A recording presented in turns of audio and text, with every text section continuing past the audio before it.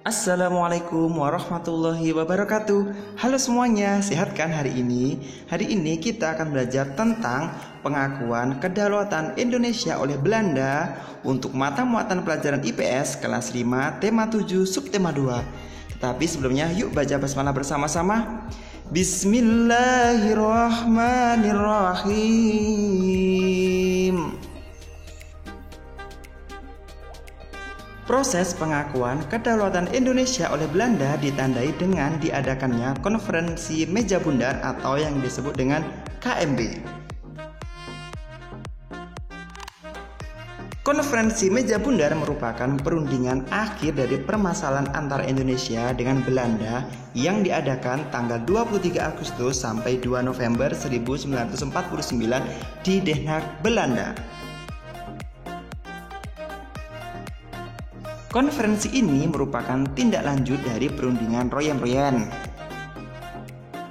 Dan inilah tokoh-tokoh yang terlibat dalam peristiwa KMB. Ketua KMB adalah Willem Drees yang pada saat itu menjabat sebagai Perdana Menteri Belanda. Delegasi dari Indonesia dipimpin oleh Dr. Andes Muhammad Hatta, sedangkan delegasi Belanda dipimpin oleh Mr. Van Maarseveen.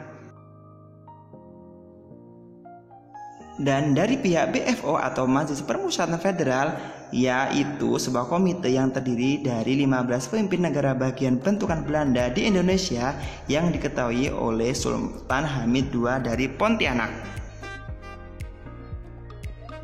Konferensi Meja Bundar sendiri bertujuan untuk mengakhiri perselisihan antara Indonesia dengan negara Belanda. Setelah tercapainya KMB, kedudukan Indonesia telah diakui sebagai negara yang berdaulat. Dan inilah hasil dari Konferensi Meja Bundar. 1. Belanda akan menyerahkan sepenuhnya kedaulatan kepada Republik Indonesia Serikat atau RIS pada akhir bulan Desember 1949. 2. Penyelesaian masalah Irian Barat ditunda setahun kemudian setelah penyerahan kedaulatan kepada RIS. 3. RIS dan Belanda membentuk uni dipimpin oleh Ratu Belanda berdasarkan kerjasama sukarela dan sederajat.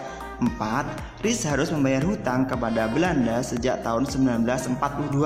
Yang kelima, pembubaran KNIL dan memasukkan anggota KNIL ke APRIS.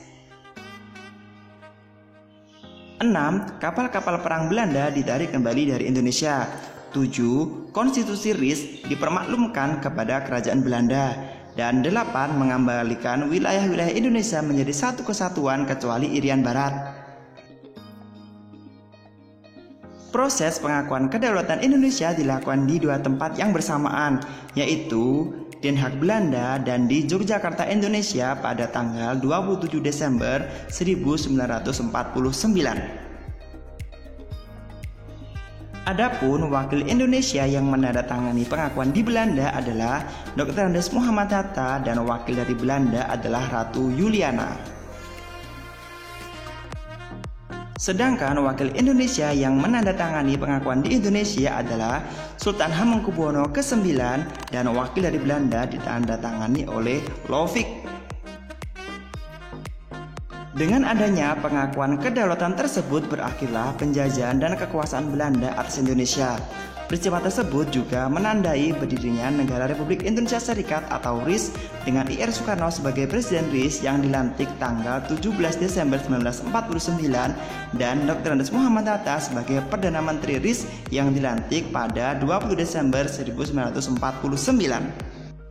Nah, demikian tadi sedikit penjelasan dari pengakuan kedaulatan Indonesia oleh Belanda. Semoga bermanfaat. Wassalamualaikum warahmatullahi wabarakatuh. Sampai jumpa.